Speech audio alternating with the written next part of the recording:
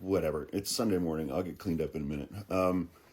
It's important to understand how Republicans are getting $1.7 trillion in cuts from this big, I'm just going to call it the "We're All Going to Die" bill, to quote Iowa Senator Joni Ernst.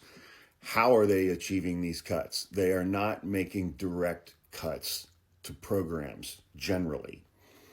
What they are doing is placing new requirements on these programs that make it literally impossible for anyone to actually access or receive these benefits from Medicaid or SNAP benefits. It's what Doge recently tried to do with Social Security when they closed like 80% of the Social Security field offices.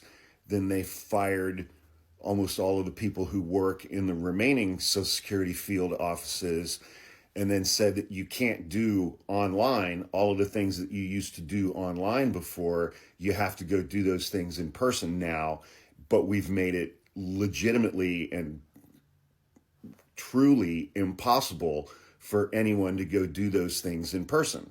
That's what they're doing. And then saying with a straight face, we're not making direct cuts to anything. We're not making direct cuts to anything, you know.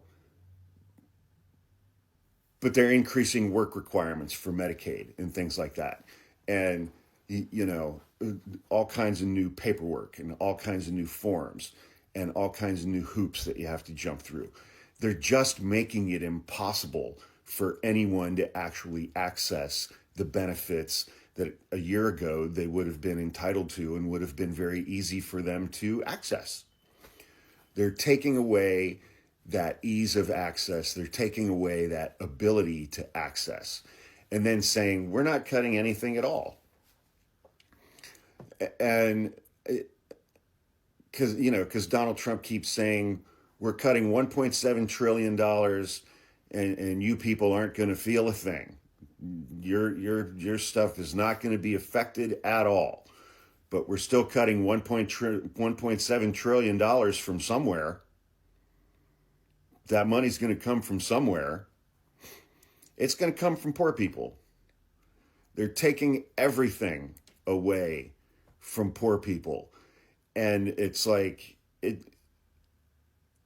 it's not even poor people. It's people who are already working full time or have two jobs and they're working 45 or 50 hours a week.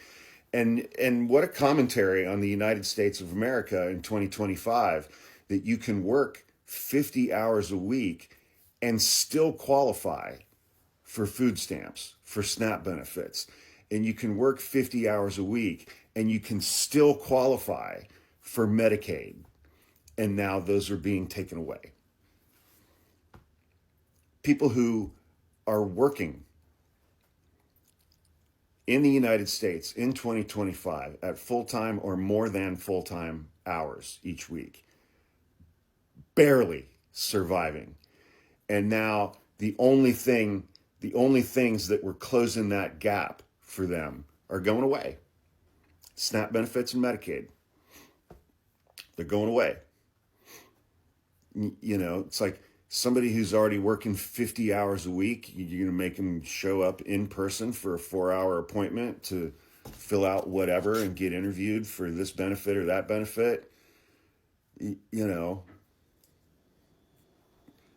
that'll cost them 25% of their weekly income. You know, these people aren't salaried.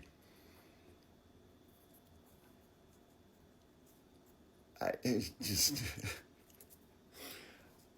I mean, I've been saying it a lot over the last week or two. It's like, I don't even know what we're doing anymore.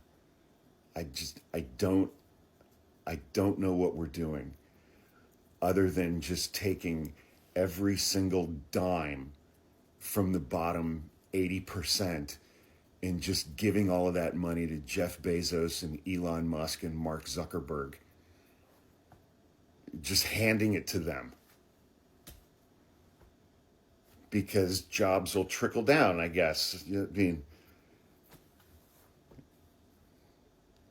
as an aside, I've seen a couple of videos from Jeff Bezos' wedding yesterday.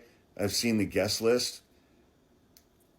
I didn't see, I don't think I saw a single name on his guest list and was like, oh, I'd hang out with that person. It was just a guest list of just objectively awful human beings. But whatever. I mean, none of those people have like real friends.